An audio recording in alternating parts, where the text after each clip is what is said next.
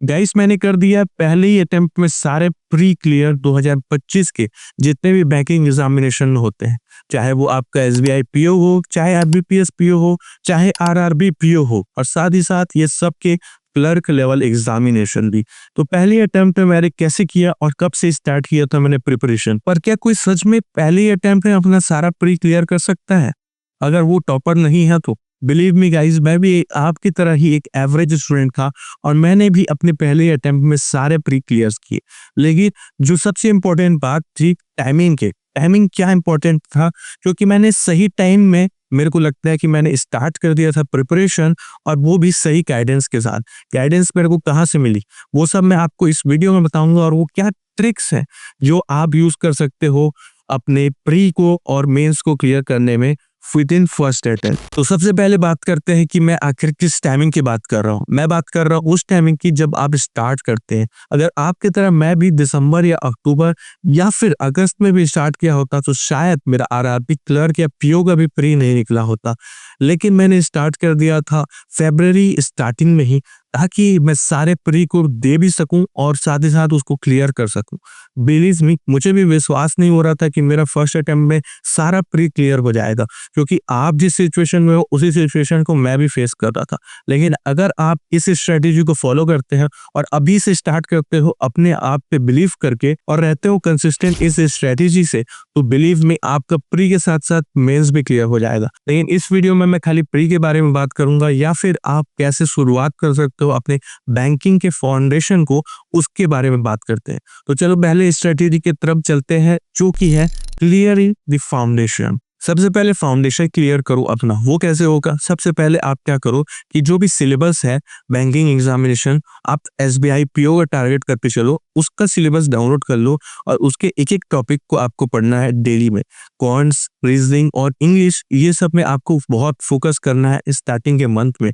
आप 1 महीना दो अपने फाउंडेशन को स्ट्रांग बनाने में, और जितने भी टॉपिक्स हैं होपफुली उस सारे टॉपिक्स को आप कवर करो, क्योंकि अभी आपके पास थोड़ा सा ज़्यादा टाइम है। अगर आप बाद में स्टार्ट करते हो उसके कंपैरिजन में, तो आप एक भी टॉपिक को स्किप मत करो, या फिर उसका वेटेज कम है, जैसे अर्थमेटिक को बहुत लोग स्किप करते हैं, तो आप उसको मत करो। अभी आप अंडरस्टैंड करो, उसका फाउंडेशन अच्छे से क्लियर करो, ताकि वो आपके मेंस लेवल में काम आ सके। अगर आप अर्थमेटिक को स्किप तो कर देते हो, उससे आपका शायद प्री निकल जाए, लेकिन वो मेंस में जाके फिर आपको दिक्कत दे सकता है। तो अभी आपके पास टाइम है, आप क्वांट्स के फाउंडेशन को क्लियर करो, आप अपने रीजनिंग के फाउंडेशन को क्लियर करो, और अपने इंग्लिश को भी स्ट्रॉन्ग बनाओ। अगर आप इंग्लिश मीडियम से हो तो वेल एंड गुड, थोड़ा सा आप उसको इम्प्रोवाइज करो। अगर आप हिंदी मीडियम से हो तो उसका भी आपके पास एक स्ट्रिक्ट शेड्यूल होना चाहिए अपने इंग्लिश को भी स्ट्रॉन्ग करने के लिए। आप उसको भी बेसिक से पढ़ो, और जितना हो सके उतना रीडिंग करो। और अगर आप वर्किंग स्टूडेंट हो या फिर आप कहीं कॉलेज वगैरह में जा रहे हो, तो आप जो अपने संडे और सैटरडे को बहुत ही अच्छे से, या फिर जिस भी दिन आपका ऑफ रहता है उस दिन को बहुत अच्छे से यूटिलाइज करो रिवीजन करने में और प्रैक्टिस करने में क्वेश्चन को। अगर आप मॉक दे रहे हो तो बिल्कुल मत करना, क्योंकि मॉक का नंबर आपको डिमोटिवेट कर सकता है, क्योंकि आपके अभी बेसिक्स ही क्लियर नहीं है तो मॉक में नंबर कैसे आएगा। अब बात करते हैं स्ट्रेटेजी 2, जो कि है एक्सेलरेशन।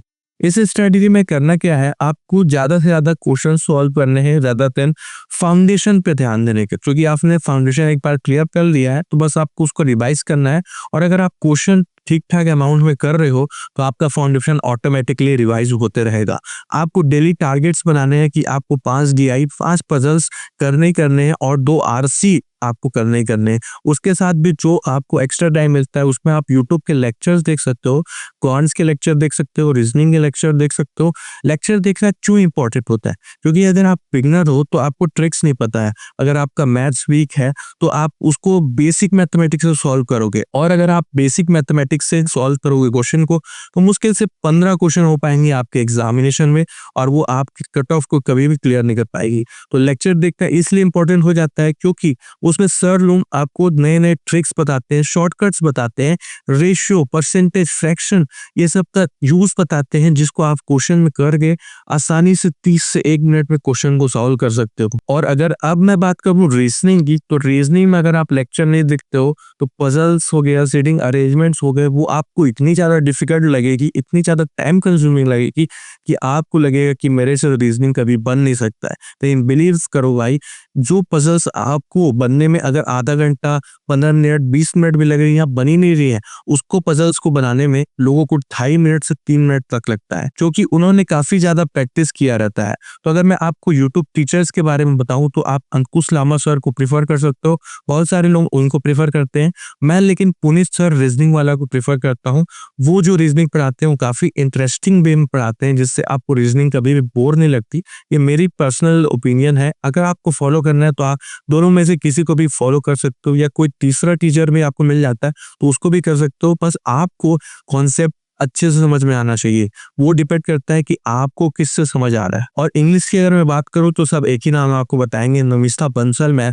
तो आप उनका बस एडिटोरियल डेली कर सकते हो, और साथ ही साथ न्यूज़पेपर आप पढ़ो। इंग्लिश न्यूज़पेपर आप अगर पढ़ते हो, ज़्यादा से ज़्यादा रीडिंग करना, तो क्योंकि जो बैंकिंग का इंग्लिश क्वेश्चंस रहते हैं या मेंस क्वेश्चन तक जो रहता है, वो बेसिकली आपके रीडिंग के अंडरस्टैंडिंग पे बेस रहता है। मतलब आप जितने ज़्यादा से ज़्यादा रीडिंग करते हो, उतना आपका इंग्लिश स्ट्रांग हो सकता है। बैंकिंग के लिए मैं बोल रहा हूँ ना, और एसएससी का मेरे हिसाब से बैंक के लेवल से तो ईज़ी रहता है।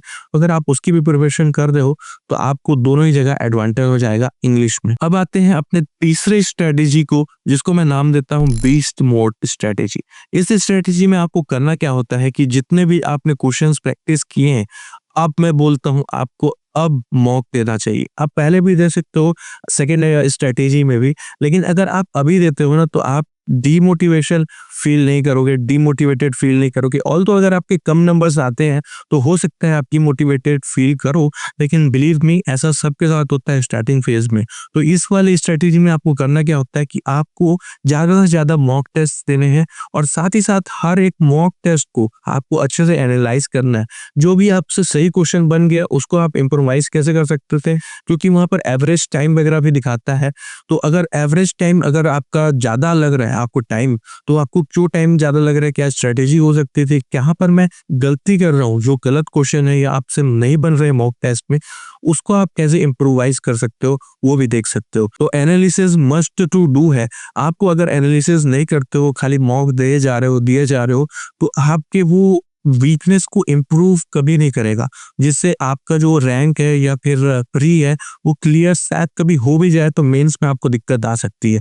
तो इसलिए आपको अपना फंडामेंटल इतना स्ट्रॉन्ग कर देना है कि अगर आपका प्री क्लियर हो जाए तो मेंस में फिर आपको दिक्कत नहीं आएगी। इस स्ट्रेटेजी के साथ ही साथ आपको करंट अफेयर्स भी पढ़ने होंगे। डेली से 30 से 1 घंटा आप इसके लिए भी टाइम निकालो, क्योंकि अगर आप करंट अफेयर अभी से नहीं पढ़ोगे ना, तो बाद में जब मेंस का टाइम आएगा और आप पीडीएफ्स खोलोगे, इतने बड़ी-बड़ी पीडीएफ्स देखोगे, तो आपका इंटरेस्ट वैसे ही मर जाएगा और आप उसको नेग्लेक्ट करना चाहोगे। लेकिन बिलीव मी, करंट अफेयर्स अगर आपसे बन जा रहा है तो बहुत ही ईज़ी होता है। मतलब क्योंकि उसमें जो क्वेश्चन पूछते हैं वो या तो डू होगा या डाई होगा, मतलब आपको आता होगा या नहीं आता होगा। तो उसको अगर आप कर लेते हो तो बहुत ही ईज़ी हो जाता है, कम टाइम में आपको ज़्यादा नंबर मिल जाएँगे, और जो कि बहुत ही इंपॉर्टेंट होते हैं मेंस को निकालने के लिए। तो करंट अफेयर्स आप शुरू कर दो। डेली से 30 और 1 घंटे के बीच में आप जितना भी पढ़ना चाहो, अगर आपको मज़ा आने लगे तो आप 1 घंटा तक पढ़ सकते हो करंट अफेयर्स को। अगले स्ट्रेटेजी की तरफ बढ़ते हैं, जिसका नाम है सेक्शन डोमिनेंस फॉर्मूला। इस स्ट्रेटेजी में आपको करना क्या होता है कि अगर आप फुल लेंथ मॉक टेस्ट नहीं दे पा रहे हो डेली, तो आप क्या कर सकते हो, अल्टरनेट डेज में सेक्शन मॉक्स भी दे सकते हो। सेक्शन मॉक्स बहुत ही इंपॉर्टेंट होते हैं आपके वीक एरियाज पे काम करने के लिए। अगर आपको डीआई में बहुत ज़्यादा टाइम लग रहा है, या फिर पजल्स बनाने में बहुत ज़्यादा टाइम लग रहा है, या मिसलेनियस क्वेश्चंस बनाने में टाइम लगता है, या फिर इंग्लिश की आरसीज आपकी कमज़ोर है, या फिर एरर डिटेक्शन आपका वीक है, तो आप सेक्शन मॉक टेस्ट यूज़ कर सकते हो, और ये आपके वीक एरियाज़ पे काफ़ी ज़्यादा वर्क करता है। क्योंकि अगर आप सेक्शन टेस्ट दे रहे हो, दैट मीन्स कि आप अपने वीक एरिया में काम कर रहे हो, और मैंने पहले ही बताया कि अगर आप वीक एरियाज़ में काम करते हो, तो वो प्री के साथ-साथ मेंस के लिए भी बहुत हेल्पफुल रहता है। और बिलीव मी, ये जो स्ट्रैटेजी है वो one of the powerful strategy है, क्योंकि आप इसको अगर सीख जाते हो तो आप इसको प्री के साथ-साथ मेंस में भी करोगे। मेंस में most of the people section मॉक्स prefer करते हैं, क्योंकि वो 2 घंटे का फुल लेंथ मॉक्स नहीं दे पाते डेली या फिर अल्टरनेट बेस में भी। वो लोग 2 दिन के या 3 दिन के गैप में देते हैं फुल लेंथ मॉक्स, क्योंकि 2 घंटा आप डायरेक्टली बैठ नहीं सकते, कुछ ना कुछ काम आ जाता है, या फिर अगर आपका कंसंट्रेशन पावर उतना अच्छा है तो आप दे भी सकते हो। लेकिन सेक्शन मॉक्स बहुत ही ज़्यादा पावरफुल है अगर आप उसको यूज़ करते हो अपने वीक एरियाज़ को इम्प्रोवाइज़ करने में। तो अब आते हैं अगली स्ट्रैटेजी के ऊपर, जो कि है चैंपियन माइंडसेट।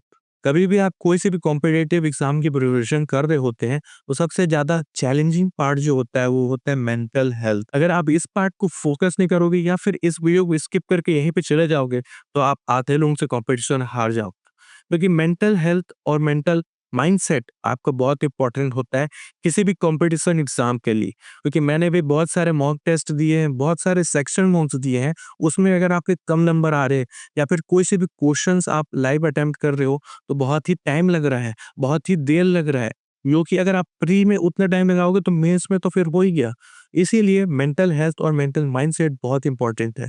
जब भी आप मॉक्स में नंबर कम आ रहे हो या फिर आपको कोई क्वेश्चन नहीं बन रहा है तो आप उसमें फ्रस्ट्रेशन फील करते हो, डिमोटिवेट फील करते हो और सोचते हो कि मेरा हो पाएगा या नहीं हो पाएगा। लोग कैसे कर लेते हैं, शायद टॉपर्स होंगे जिनका बैक एग्जाम निकलता होगा, लेकिन बिलीव मी गाइस, अगर मैं निकाल सकता हूँ तो आप भी निकाल सकते हो। क्योंकि सब गेम होता है माइंडसेट और आपके हार्ड वर्क का। साथ ही साथ कुछ फैक्टर्स लक के भी होते हैं जिसको हम ऊपर वाले के हाथ में छोड़ देते हैं। तो इसी स्ट्रेटेजी का मेन फोकस यही रहता है कि आप अपने ब्रेन को बार बार मैनिपुलेट कर रहे हो, बार बार ब्रेन वॉश करोगे कि नहीं मुझसे ही होगा और किसी से नहीं होगा, मुझसे ही होगा, मुझसे क्यों नहीं होगा। तो वो सारी चीज जो आपसे नहीं बन रही है ना, वो कभी भी आपको डिमोटिवेट फील नहीं कराएगी। ऐसा नहीं है कि आप आइडियलिस्टिक हो जाओगे, आपको मॉक पे नंबर आ रहे हैं, आपके 0 नंबर भी आ जा रहे हैं तो आप कुछ भी फील नहीं करते, ऐसा नहीं होगा। लेकिन आपको उस टाइम पे बिलीव करवाना पड़ेगा कि मैं कर सकता हूँ, मेरे से अभी नहीं बन रहा लेकिन कुछ टाइम बाद बनेगा और अच्छा बनेगा। तो आपसे बहुत सारे मॉक्स अटेम्प्ट करते हो या सेक्शन मॉक्स अटेम्प्ट करते हो तो आप देखोगे कि आपके जो धीरे-धीरे नंबर है वो बढ़ते जाएँगे। आपकी जो स्पीड है वो भी धीरे-धीरे बढ़ते जाएगी। ऐसा इसीलिए होता है क्योंकि प्रैक्टिस मेक मैन और वुमन परफेक्ट। मेरा फर्स्ट अटेम्प्ट में प्रीलिम्स इसीलिए निकल पाया क्योंकि शायद मैंने बहुत सारे मॉक्स दिए थे। जब मैं एग्ज़ाम दे रहा था तो मुझे ऐसा लगा ही नहीं कि मैं पहली बार टेस्ट दे रहा हूँ या फिर ये जो क्वेश्चन है वो मेरे लिए अनफैमिलियर हो। मुझे डर तो लग रहा था, बिलीव मी, क्योंकि फर्स्ट अगर आप प्रीलिम्स देने जाओगे, 1-2 बार जब तक आप प्रीलिम्स या मेंस दोगे, तो आपको बहुत अंदर से घबराहट टाइप का एंग्ज़ायटी तो होगा ही, लेकिन अगर आप उसको टैकल कर लेते हो, क्यों कर लेते हो? क्योंकि आप बहुत सारे मॉक्स दिए रहते हो, तो वो हेल्प करता है आपके एंग्ज़ायटी और फ़ियर को किल करने में। तो इस वीडियो के लास्ट में मैं बस आपको इतना ही टिप देना चाहूँगा जो कि बहुत ही इम्पोर्टेंट है। Consistency is the key to success. अगर आप कंसिस्टेंट नहीं हो, कंसिस्टेंट मतलब ये नहीं होता है कि आपको डेली 8 घंटे ही पढ़ने हैं। कंसिस्टेंट मतलब ये होता है कि आप 6 घंटे किसी दिन पढ़ रहे हो, किसी दिन 7 घंटे पढ़ रहे हो, किसी दिन 3 घंटे ही पढ़ रहे हो, कोई त्योहार या फेस्टिवल आ गया, लेकिन आप लगे हो, आप हर दिन कुछ ना कुछ अपना इनपुट डाल रहे हो, उस चीज़ को, उस गोल को अचीव करने में जो आपको चाहिए। आपको दिल से अगर कोई चीज़ चाहिए ना, तो उसके लिए आपको मोटिवेशन या फिर किसी भी डिसिप्लिन वीडियो की इन्फॉर्मेशन की ज़रूरत नहीं पड़ेगी। आप बस टिप्स लेते जाओ, टॉपर्स का इंटरव्यू भी देखो, उससे भी आपको काफ़ी ज़्यादा मोटिवेशन और नॉलेज मिलता है जो आपको एंड ऑफ द रिज़ल्ट तक हेल्प करता है अपने गोल्स को अचीव करने के लिए। तो थैंक यू गाइज़, अगर आपने वीडियो को लाइक नहीं किया तो लाइक कर देना और चैनल में पहली बार आए हो तो सब्सक्राइब कर देना। और भी कुछ डाउट होगा या पूछना हो तो आप कमेंट कर देना। किसी भी कमेंट में अगर ज़्यादा लाइक्स आते हैं तो मैं उस टॉपिक को कवर करूँगा अपने नेक्स्ट वीडियो पे। Stay happy, stay piece.